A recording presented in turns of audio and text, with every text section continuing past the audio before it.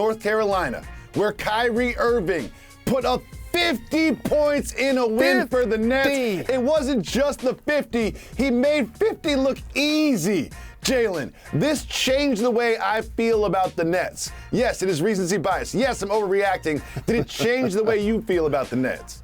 Well, the Hornets have given up some of the highest scoring games this league, have allowed some of their opponents to have career nights, and are one of the worst defensive teams in the league all season.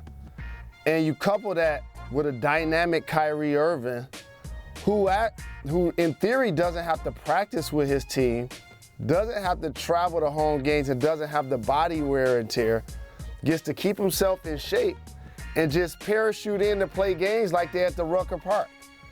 And if you look at what they're running, not much of anything. No. ISO, first, second, third, fourth, and fifth. And when he's cooking the way he was, 14-19, I believe, the second most efficient 50-point game in the history of the league. And when KD can fall back and take a night off, and Drummond can get you 20 and 10 plus boards, then you know, like you mentioned, it reminds you of who the Nets could be if they were whole. But what I want to remind you is this was a road game. Kyrie's unvaccinated, and he won't be playing in home games. Yep. And when you also get a chance, I want you to look at the Eastern Conference standings. They have so many challenges to overcome that I believe that they can because they're just so talented. But man, that's a tough road right there.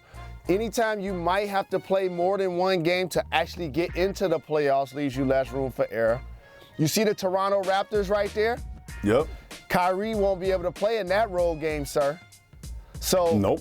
In theory, if he plays against Toronto, he won't be able to play. And so, like, there's a lot of ifs. But when healthy, of course I see the Nets being better than the Hornets, Raptors, Cavs, Celtics, Bulls. I do. Looking at this, I slot them fourth based on that progression.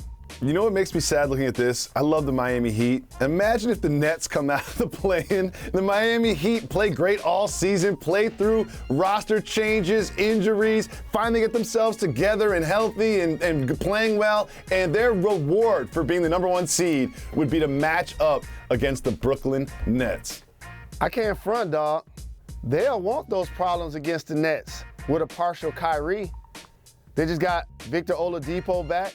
We talked yesterday about Gabe Vincent and Kyle Lowry and the depth that they continue to build out in their roster. Like Miami Heat, along with the Bucks, are the deepest teams in the Eastern Conference.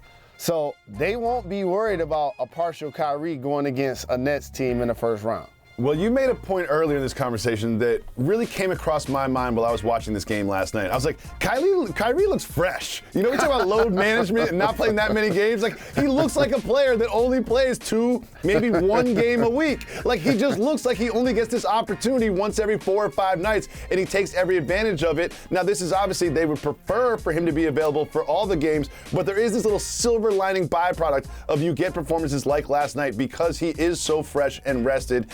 Maybe that translates to the playoffs or the play-in, but they're definitely going to be in the play-in. They're not going to be the 6th seed. They're going to be in the play-in. And while it was nice to see them win and score 50 points and have KD and Kyrie out there, let's not forget, they've won like 3 of their last 20 games. Thanks for watching ESPN on YouTube. For live streaming, sports, and premium content, subscribe to ESPN+.